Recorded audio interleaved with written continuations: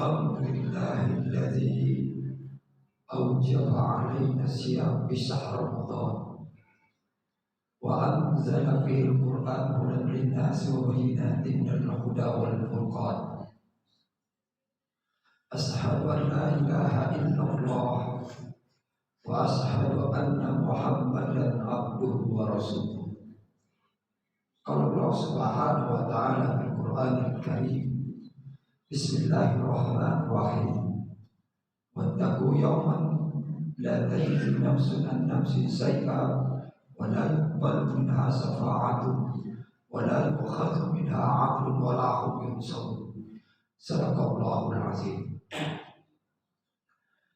Bapak, Ibu, orang-orang tua kami yang dimuliakan Allah, kaum muslimin dan muslimat sidang jamaah Masjid Nurul Huda yang dimuliakan Allah Subhanahu wa ta'ala. Alhamdulillah, pada pagi puasa kita di hari ke-6 kita diberi Allah kekuatan sehingga dapat melangkahkan kaki kita ke rumah Allah yang mulia ini, melaksanakan sholat subuh berjamaah, dan kita lanjutkan dengan pengajian, dan insya Allah nanti kita iringi dengan sholat sunnah subuh. Mudah-mudahan apa yang kita lakukan ini mendapat ridho dan inayah dari Allah Subhanahu wa ta'ala. Amin rabbal alamin. Salawat salam kepada Nabi kita Muhammad sallallahu alaihi wasallam. Allahumma shalli ala sayyidina Muhammad wa ala ali sayyidina Muhammad. Bapak Ibu yang kami muliakan, kajian kita pada pagi hari ini membahas tentang penjaga jenazah, yaitu tentang mengkafani jenazah. Kafan di dalam bahasa Arab cuma sudah dibawa ke dalam bahasa Indonesia, kafan juga. Maka kafan ini secara identik adalah memberi jenazah pakaian. Tapi pakaiannya tak sama dengan pakaian kita. Maka kata kafan ini, kalau kembali dalam hadis, Rasulullah mengatakan kafana ahadukum ahsanal kafan. Berilah kafan kepada saudara kalian yang telah meninggal dunia dengan sebaik-baik kafan. Maka sebaik-baik kafan itu adalah berwarna putih. Kalau dulu disebut dengan kain kafan dari Yaman. Kalau sekarang kan tidak Yaman saja lagi, dari manapun ada. Tapi kain kafan ini Bapak Ibu kami muliakan, itu identik dengan yang mudah disobek, satu. Kemudian dia tidak seperti kain yang menggunakan plastik, karena itu licin. Kain kafan sekarang dengan kafan dulu, kalau kafan dulu itu pinggirnya itu dijahit, sehingga kita lihat orang selalu membuang pinggirnya. Kalau sekarang kain kafannya tidak dijahit lagi, maka kalau tidak dibuang pinggirnya tidak apa-apa.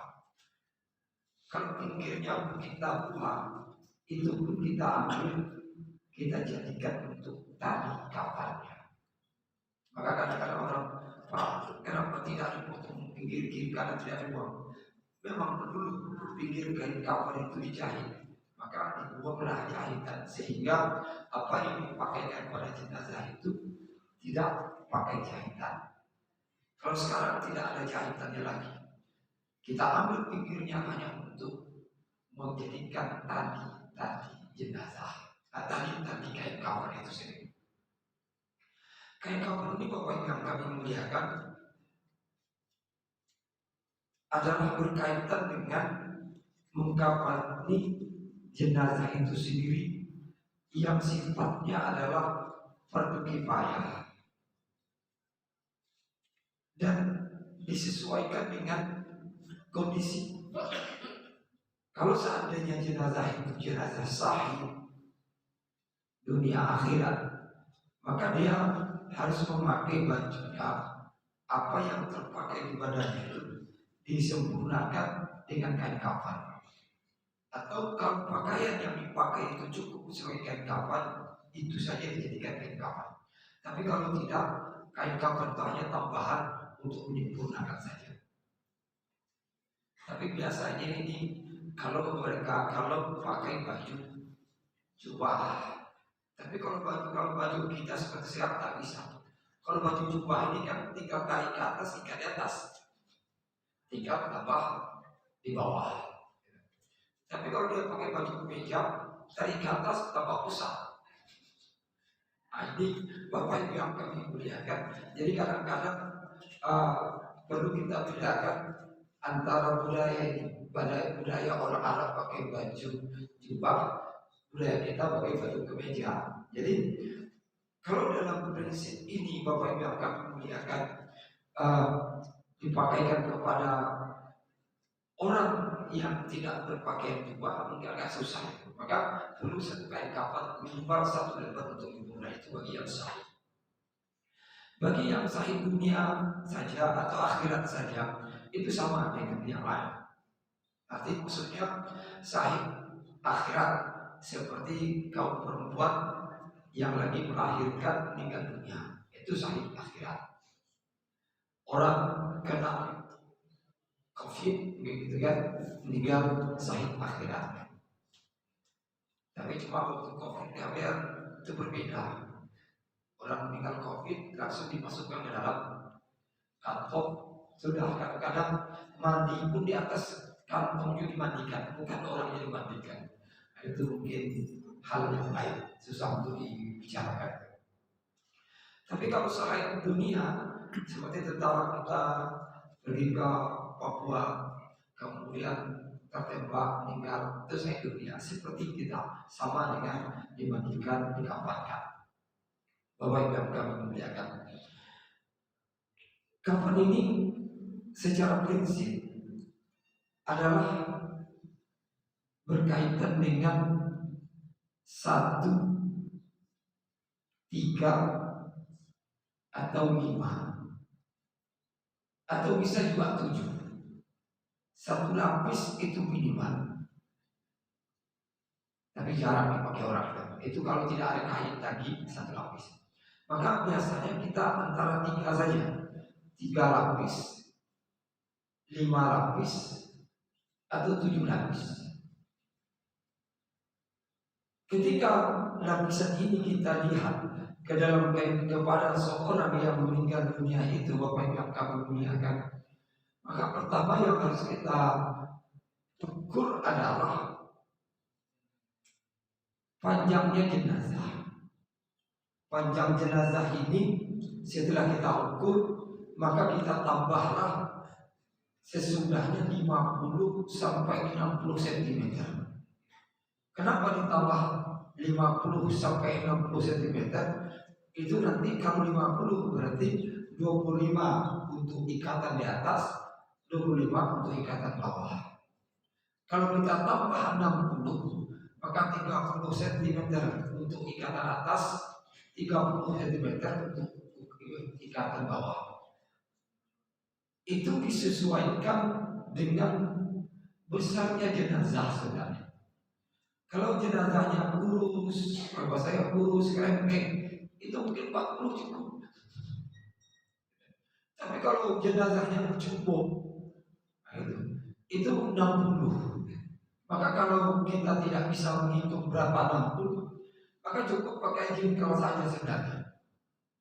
Jadi artinya Pak, antara 4 jengkal sampai 6 jengkal, atau pertengahannya 5 jengkal, 1, 2, 3, 4, 5, sampai situ sudah dipotong. Jadi tidak perlu nanti cari roll lagi, dicuma 60 jengkal. Jadi artinya apa? Setelah kita ukur dari sini jenazahnya sampai sini jenazahnya, tambah 4 jengkal lagi atau 5 jengkal lagi. Di 5 jengkal itulah yang kita potong. Lebihnya itu adalah untuk ikatan. Ini perlu diperhatikan karena pernah terjadi ketika kain kafan sudah dibuat, jenazah dimandikan. Setelah jenazah dimandikan, dimasukkan kafan, tak bisa diikat. Sudah boleh gulung dinaikkan, pas.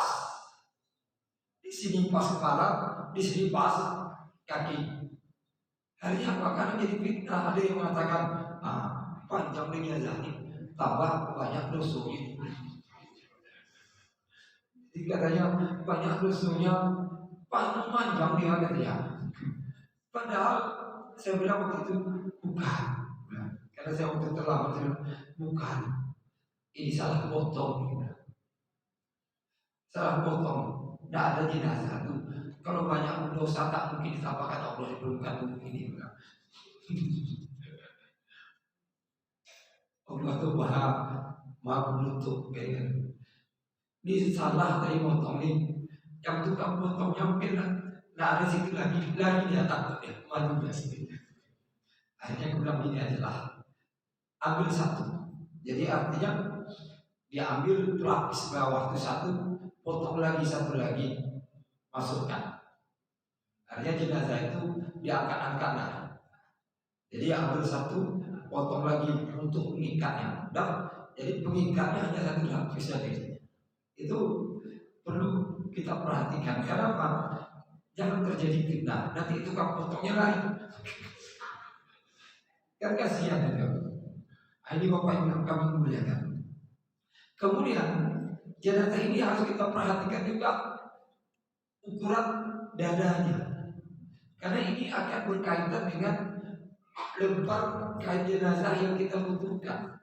Kain kafan yang kita butuhkan. Sebab kain kafan ini ada yang lembarnya 90 cm, ada 100 cm, tapi terakhir ada 120 cm. Mungkin perlu dicari. Kalau kita sudah habis stok kain kafan mau beli baru, bagusnya yang 120, ya agak mahal sedikit. Kalau di tempat saya itu sudah dapat 120 tuh. Jadi artinya tak tanggung-tanggung. Kalau nanti jumbo sedikit kita tarik kiri kanan. Tapi kalau 90 cm itu lumayan tarik kiri kanan. Kenapa? Kita akan ambil dari ukur sini ke sini. Maka ukur ke sini ini Bapak Ibu yang kami muliakan, itu kalau 30 cm ukuran dadanya kali 3. Berarti kita membutuhkan lebarnya 90. Tapi itu anak-anak ya. Orang dewasa biasanya 50 kan. 50 kali 3 berarti 150 cm. Maka kalau kain kafan itu 120 sedikit talinya. Tapi kalau orang itu agak jebol lagi, ada yang 70. Ya 70 kali 3. Jadi 21 cm, dia gitu loh, 210 cm. Jadi ini Bapak Ibu ini penting. Kenapa? Dengan 3 itu nanti akan termakan kain kafan itu ketik di dada. Karena di dada ini tangan di sini. Tangan di sini itu akan menarik kain kafan itu. Itu ukuran yang perlu kita perhatikan Bapak Ibu yang kami muliakan. Sehingga nanti ketika kita menggulung kain kafan itu pas. Jangan letakkan saja gitu tanpa hitungan. Ketika gulung tak bisa digulung. Nanti bilang lagi, tambah besar jenazah. Dah tahu jenazah itu besar. Kecil bayi. Kalau bayi itu biasa apa yang kami muliakan, tak susah. Maka dalam butuhan kain kafan seperti ini, maka kita akan pergi kepada hal 3 lapis pertama kali. 3 lapis ini Bapak Ibu yang kami muliakan, itu kita cukup memakai lapisan-lapisan yang 3 saja. Jadi kita tidak menambah baju, kita tidak menambah serban, atau tidak menambah baju, tidak menambah mukena untuk kaum perempuan. Itu kalau 3 lapis saja.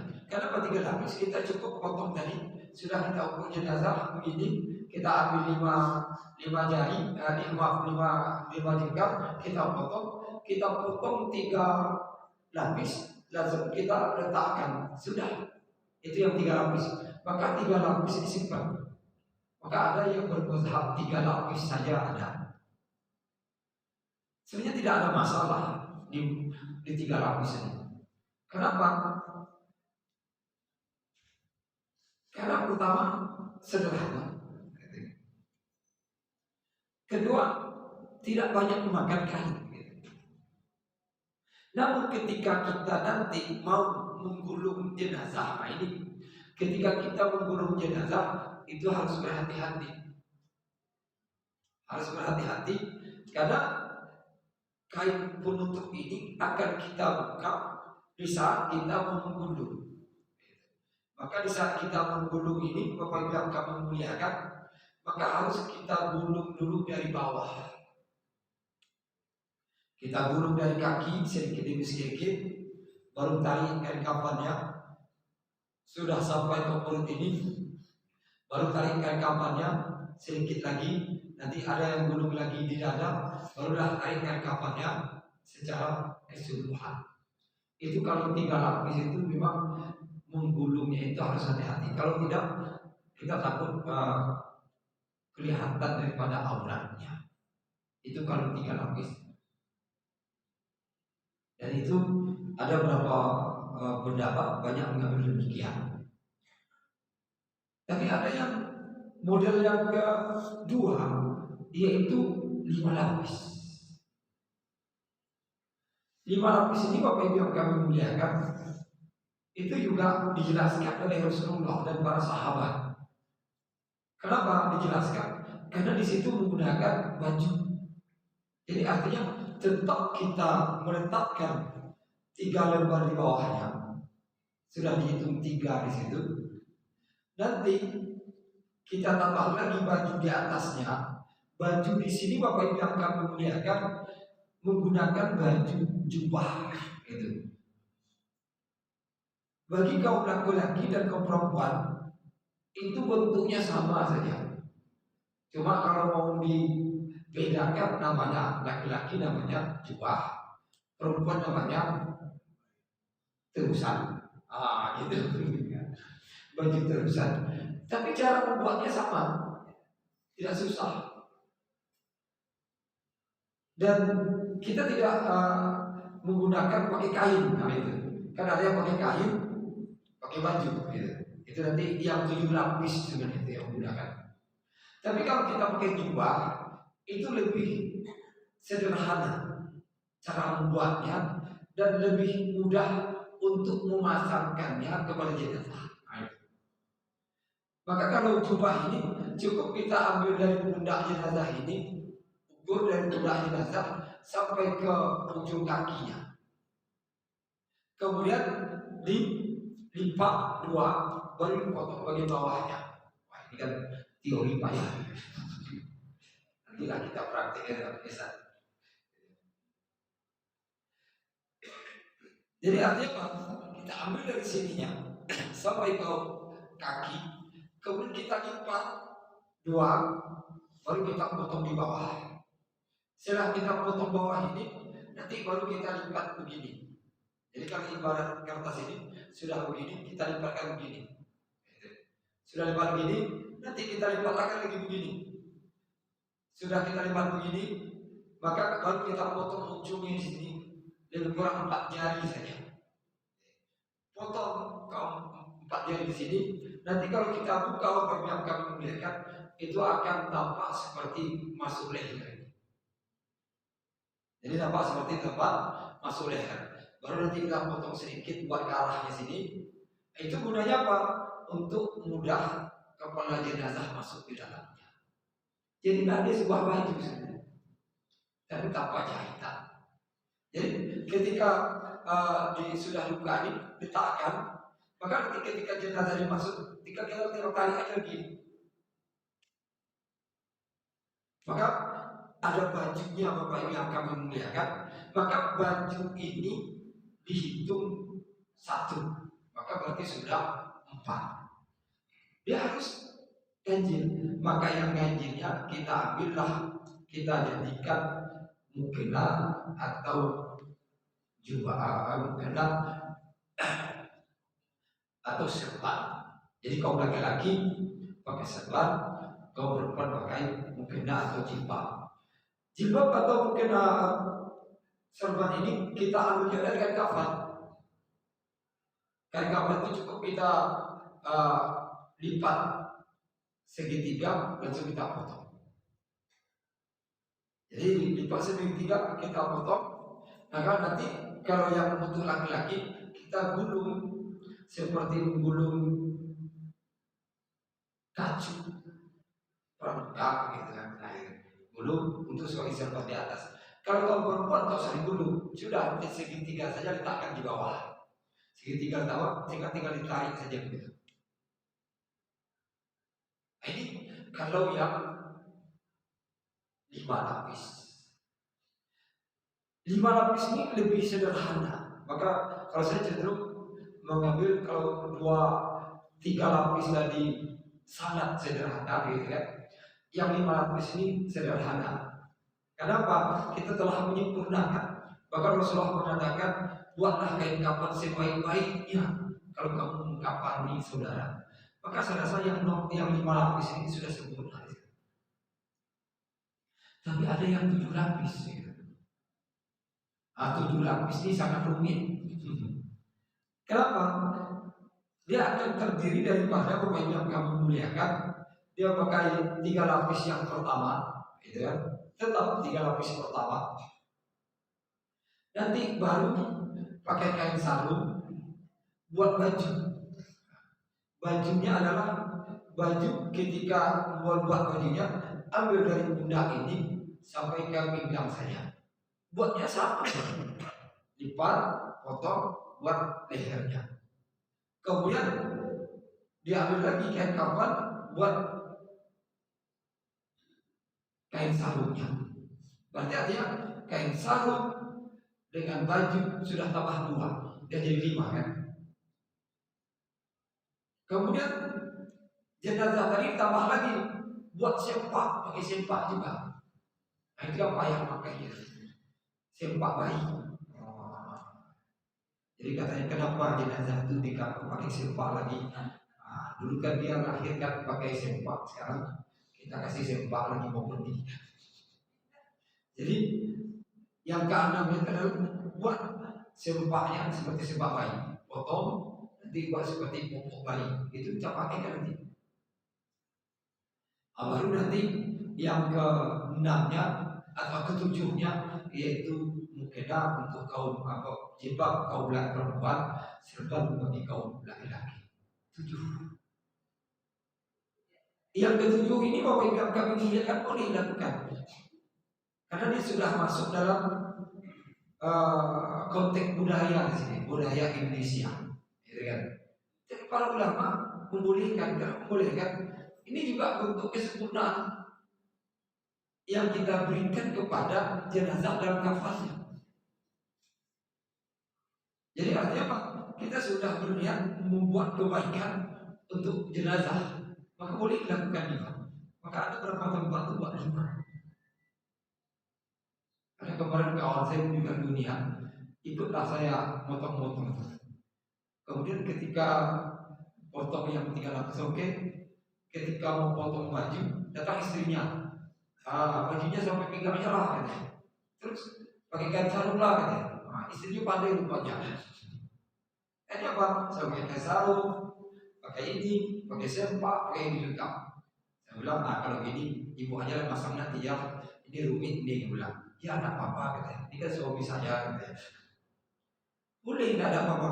Bapak Ibu yang kami muliakan. Memang ketika kita pasang, ketika diletakkan jenazah tersebut, maka yang pertama kali kita pakai Bapak Ibu yang kami muliakan adalah bajunya dulu dipakai.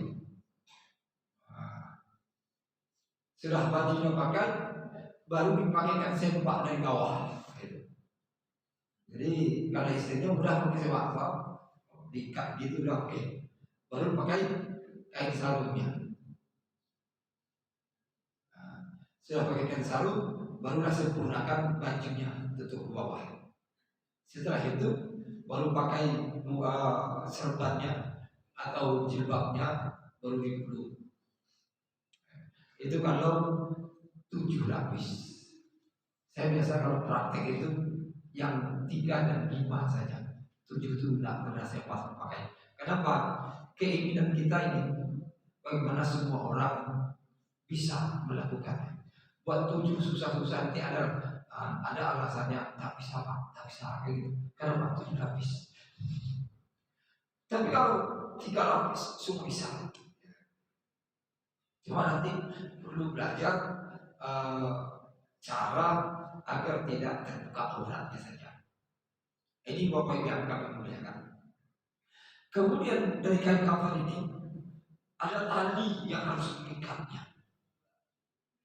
Tali mengikat kain kafan ini itu ganjil juga 3, 5 atau 7 sesuai dengan tingginya jenazah. Kalau jenazah itu 2 meter itu harus 7 gitu.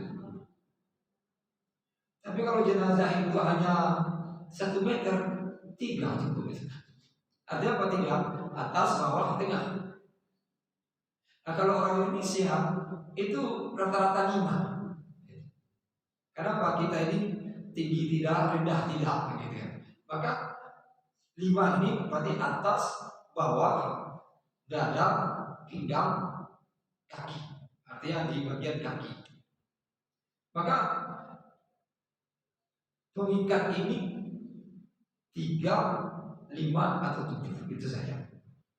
Dan pengikat ini Bapak Ibu yang kami muliakan, itu kalau ketika jenazah sudah dibunuh, maka kita ikat, dan tali ikatan ini kita letakkan di sebelah kiri dan diikat tidak permanen. Jadi nanti artinya Pak, sudah di sini tadi, ambil sebelah kiri sini. Kenapa sebelah kiri Bapak Ibu yang kami muliakan? Nanti di liang lahat sebelah kanan ini adalah bagian di bawah. Jadi artinya Pak, ketika di liang lahat jenazah itu akan diletakkan begini, gitu ya. Ini sebelah kanan, ini kiri. Maka tali kain kafan di sini setelah jenazah digulingkan sempurna, maka dibukalah tali kafan ini. Itu gunanya sehingga tali kafan itu tidak boleh diikat permanen. Kalau ikat permanen, payah bukain nanti. Pernah terjadi itu, diikat orang itu permanen sampai bawah, tidak bisa dibuka nih, bagaimana? Cari pisau tak ada yang pisau, cari gunting apalagi. Ayam mat digosok-gosok pakai campur. Kan kasihan goyang-goyang jenazah. Ambil campur, gosok-gosok, putus. Lupa juga kalau 5 lembar. Tapi Bapak Ibu, kalau sudah digosok-gosok kan kasihan, bukan kasihan Pak, lama prosesnya. Jadi jangan permanen dibuka. Kenapa perlu dibuka di dalam liang lahat? Karena nanti setelah dibuka, muka ini akan dibuka. Ya, cukup buka saja agar dia mencium tanah. Dan badan kita ini, jenazah itu, kalau di permukaan bumi Bapak Ibu yang kami muliakan, itu keras. Tapi kalau sudah dimasukkan di lahat, lembut dia. Boleh tes besok. Kalau ada orang meninggal dunia, coba rasa lembut. Saya ada beberapa orang meninggal di kubur bilang betul Ustaz katanya, lembut katanya. Maka kalau orang tak terbiasa, karena terkejut juga ketika dia nyambutnya dari atas kan keras. Ketika sudah diasuh-asuh dekat ke yang lahat, mulai lembut itu. Ya Allah, tahap itu lembut tak tahu. Apakah biar cacing mudah makan yang kita? Kalau keras kan pasti cacing makannya. Jadi kalau kita bayangkan ya Allah, kita juga begitu besok itu. Jadi memang kalau orang tak terbiasa, itu akan terkejut Pak. Ketika terima jenazah itu keras, tapi lama-lama letak ke bawah, kok makin lembut. Lembutkan, kalau dia lembutkan seperti ini kita, seperti badan kita. Maka di situ mungkin perlu kita hati-hati ya. Maka mengikat kain kafan itu jangan permanen. Ya sudah, selesai. Buka, langsung cium, ya. Kemudian di dalam setelah tadi ini adalah berkaitan dengan kapas. Kapas ini Bapak Ibu yang kami muliakan, kapas zaman dulu dengan zaman sekarang berbeda. Kalau dulu kapasnya kan bertumpuk-tumpuk gitu. Jadi orang pasang nih. Sekarang kapasnya kan sudah belum demikian. Kalau kita buka, dia sudah seperti lembaran gitu aja. Maka kapas ini kita gunakan dan diletakkan di atas baju. Maaf, diletakkan di dalam baju. Jadi artinya ketika baju sudah diletakkan begini, gini kan, letakkan kapas di atasnya. Maka nanti kapas ini langsung bersentuhan dengan badan jenazah. Maka kapas kan sudah melebar begini. Jadi kita ambil saja ini, nanti disisakan lagi untuk bagian atas. Dan sisakan juga sedikit.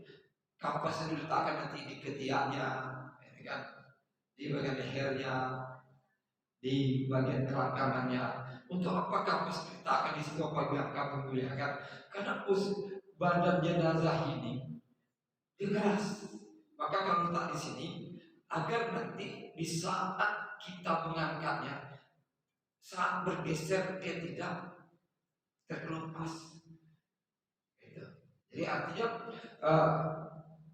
di saat kita mengangkatnya, dia bergeser ini, dia tidak memberi pengaruh kepada kulit jenazah tersebut.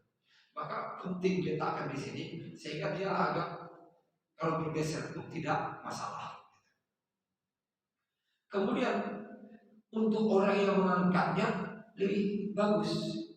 Sebab kalau ada kain kapas di sini, kita kira angkat terasa kapasnya, bukan terasa badannya. Karena kalau terasa badan itu kan keras juga seperti tulang. Maka terasa badannya, maka kapas itu gunanya upaya yang kami muliakan untuk menyempurna saja kepada jenazah. Kemudian ada yang menambah harum-haruman. Sebenarnya upaya yang kami muliakan harum-haruman ini kalau untuk sekarang kan macam-macam. Kalau saya cukup harum-haruman itu minyak wangi saja letakkan. Sedangkan bagaimana kapur baru tahu sih? Kapur baru sekarang ini Bapak yang kami muliakan itu kapur baru sintesis. Dan itu untuk serangga.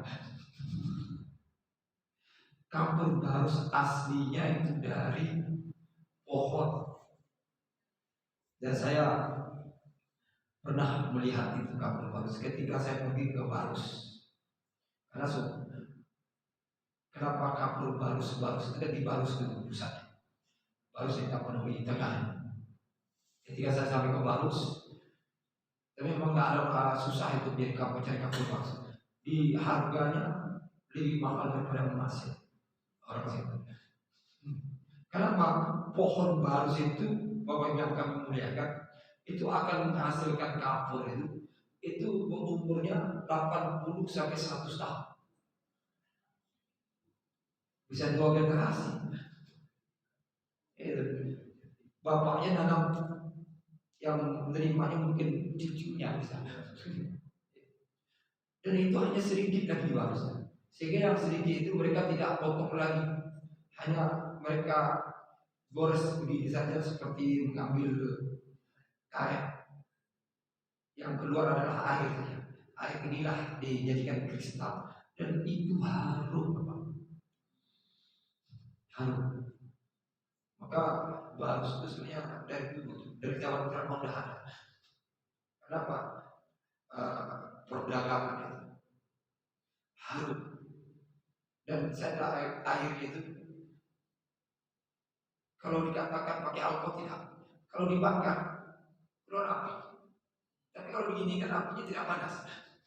Itu keajaiban itu. Maka Kalau kapur baru sekarang sintesis tidak usah lah. Kalau kapur baru apa? Letak ke sini, tidak usah lagi. Kecuali mungkin bapak punya kapur baru yang aslinya ada apa-apa. Maka cukup minyak wangi saja. Karena sekarang minyak wangi itu macam-macam itu, apakah minyak duyung, minyak apa, terserah. Yang terpenting itu untuk fungsinya memberi keharuman pada jenazah dan kemudian memudahkan, memberi kenyamanan juga bagi yang mengangkatnya. Itu saja sebenarnya. Inilah barangkali Bapak Ibu yang kami muliakan. Kajian kita barangkali ada pertanyaan atau ada yang kita diskusikan, saya silakan.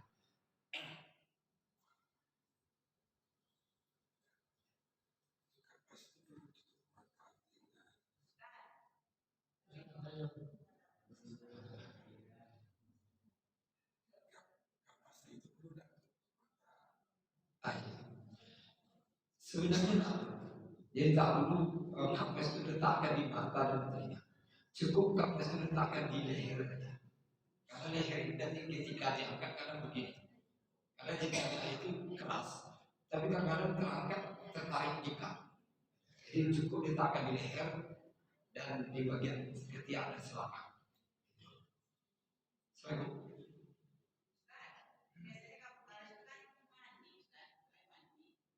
ya.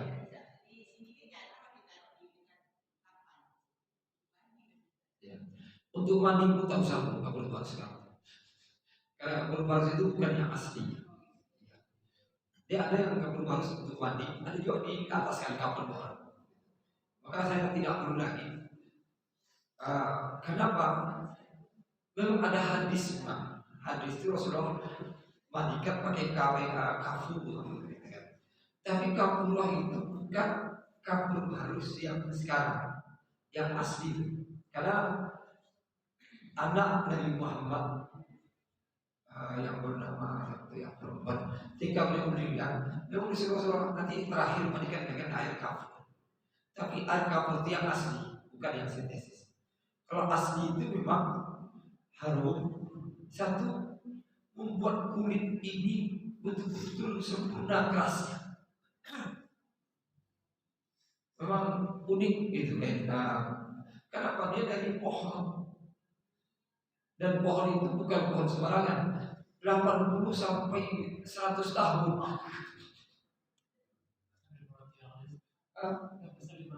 Oh, lebih besar dari ini. Bahkan ada sebesar drum, Pak. Yang ada sekarang pergi kita kebun yang ada kebun sebesar drum. Maka kalau coba-coba jalan-jalan ke baru sulit juga. Tapi ke Simulga dulu, bukan baru Simulga. Mungkin tidurlah Simulga sebentar. Simulga baru itu 2 jam. Dan di sana sebenarnya kalau kita jalan-jalan mau apa wisata religi bagus juga. Di situ ada 44 makam aulia. Di antaranya 2 makam sahabat. Ada makam sahabat Rukunuddin, ada makam sahabat Mahmud. Dan sahabat Mahmud itu di atas bukit menaiki 1000 tangga. Karena sudah sampai sana maka manfaat itu. Daun bidara. Sebenarnya daun bidara itu dulu fungsinya adalah untuk sabun. Karena zaman itu belum ada sabun. Jadi fungsinya adalah sabun. Cuma zaman sekarang enggak, sabun ada, daun bidara juga pakai. Maka kalau nanti maka kalau ketika kita daun bidara ini sebenarnya sabun gitu. Maka kalau kita sudah pakai sabun, tidak usah pakai daun bidara lagi. Gitu. Karena kalau tidak ada daun bidara kan diganti dengan daun sirsa biasa berarti. Ya. Karena daun sirsa itu kalau diginikan ke air berbuih ya. Bidara kan tidak berbuih. Kalau tidak ada daun sirsa, ada daun apa di rumput-rumput itu, rumput-rumput banyak. Daun jarak bisa juga. Ada rumput juga, Pak. Dia warna hijau berkerut. Kalau tak ada itu juga, Itu sebenarnya zaman dulu ganti sabun ketika tidak ada sabun. Ketika sudah ada sabun dan sabun diharum, gitu kan? Sudah ada sampo harum, maka cukuplah yang sampo yang ada saja. Itu.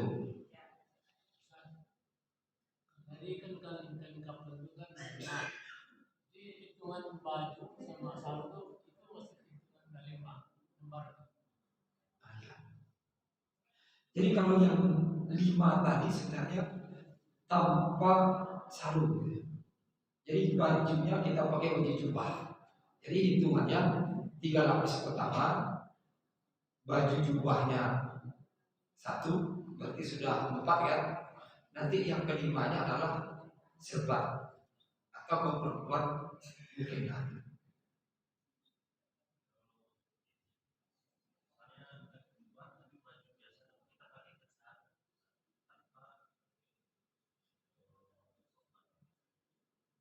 Oh gitu. Jadi artinya tetap 5 juga kan? 3 lapis, pakai kain sarung, pakai baju. Pas 5 ini sampai pun tidak ada masalah. Ya. Tanpa serban. Karena dulu ada yang meninggal dunia. Jadi waktu itu mau dibuat baju. Waktu itu dia pakai 3 lapis. Saya bilang boleh pakai baju jubah lah. Apa kata keluarga, kata orang? Dia tak pernah pakai jubah. Dia tidak pernah pakai jubah. Dia tak pernah dijawab kenapa tak pakai serban. Dia tak pernah pakai serban. Nah itu banyak. Iya kan? Tapi sebenarnya tidak ada masalahnya. Itu kan bercanda kayak. Untuk apa? Untuk gini aja lah lebih praktis kan? Tidak ada masalah. Yang penting itu apa yang kami muliakan hitungannya ganjil, gitu kan? Kemudian niat kita menyempurnakan pakaian untuknya, sehingga itulah pakaian terakhirnya menghadap Allah Subhanahu wa Ta'ala.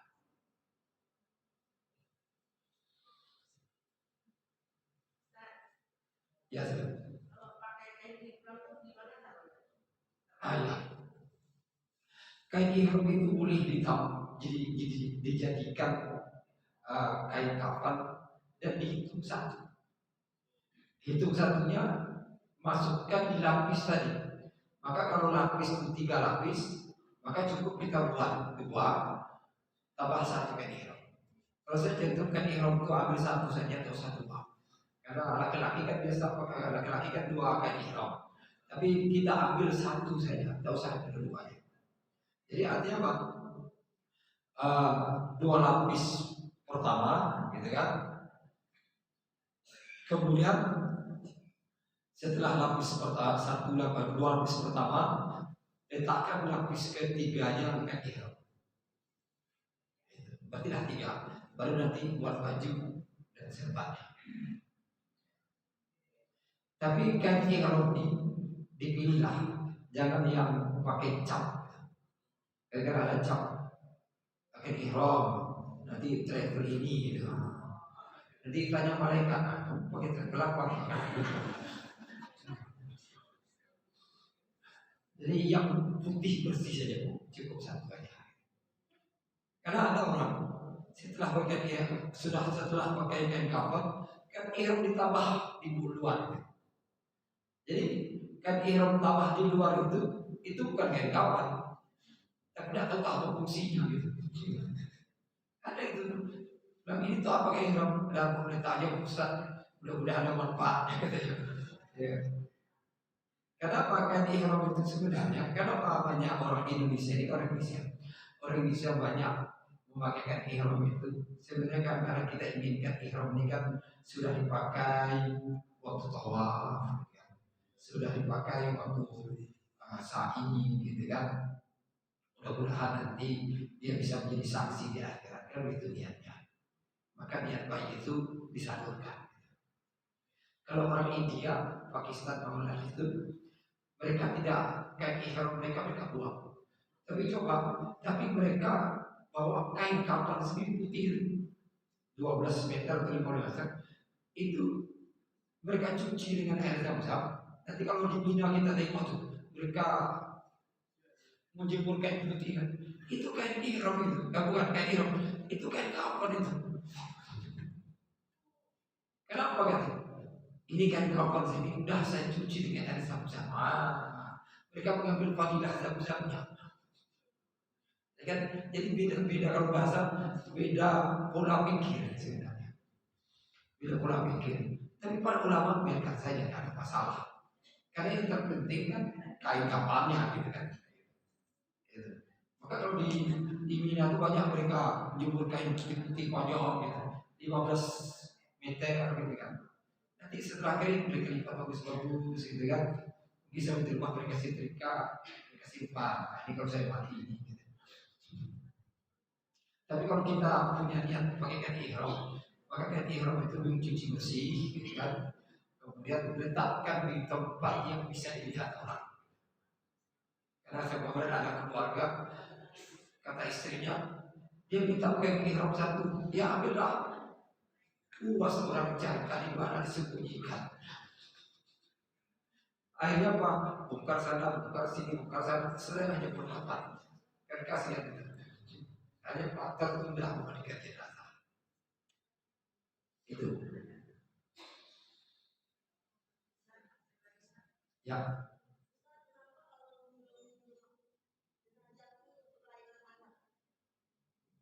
Ya. Memang ketika menggulung itu kan sebenarnya kalau satu arah boleh saja, tidak ada masalah. Tapi kita gulung satu arah boleh. Tapi kelemahannya kalau satu arah ini itu kurang ketat. Ya. Maka dibuatlah beda arah. Jadi sebelah sini ke sini, sebelah sini ke sini. Maka kalau beda arah itu dia lebih ketat. Itu tujuannya sebenarnya. Tapi kalau satu arah sah-sah saja, tapi kurang ketat. Maka kain kafan ini kita buat seketat mungkin pada jenazah tersebut. Seketat mungkin ini dibuatlah dengan melayan arah sehingga ketat berikat. Maka bisa kita mengangkat jenazah itu dia dalam suasana ketat. Tapi kalau kita kain kafan itu longgar, mengangkatnya itu dan rasanya. Nanti jenazah itu yang goyang dalam itu. Goyang-goyang nanti kata orang ini ada apa ini? Hidup jenazahnya itu kalau hidup jenazah. Ya Allah. Itu cukup. Ya, Bapak yang kami muliakan di tengah kajian kita pada pagi hari ini. Saya mau agak set, agak parah soal ini. Makin lama kamu makin bagus juga. Ini berkah apa sih? Berkah ilmu sebenarnya. Mari kita tutup dengan doa. Sebelum kita berdoa, mari kita baca Al-Fatihah. Kita niatkan untuk kedua orang tua kita. Al-Fatihah. A'udzubillahi minasyaitonir rajim. Bismillahirrahmanirrahim. Alhamdulillahirabbil alamin. Iyyaka na'budu wa iyyaka nasta'in. Shiratal ladzina an'amta 'alaihim. A'udzubillahi minasyaitonir rajim. Bismillahirrahmanirrahim. Alhamdulillahirabbil alamin. Hamdan yuwafiqu fi mazidah ya rabbal hamdu kama yanbaghi jalali wajhika wa 'azimi sultanik. Allahumma shalli ala sayyidina Muhammad wa ala ali sayyidina Muhammad. Allahumma ighfir lana ma qaddamna wa ma akharna wa ma asrarna wa ma a'lanna wa ma anta a'lamu bihi innaka antas samiul alim. Allahumma ighfir lana wa li abaina wa li ummahatina wa li ajdadina wa jaddatina wa li ikhwana akhwatina wa li asatizatina wa asatizatina wa liman ahsana bina wa liman nasarna wa liman awsana bid du'a wa li kafatil muslimin wal muslimat wal mu'minat bi rahmatika ya arhamar rahimin.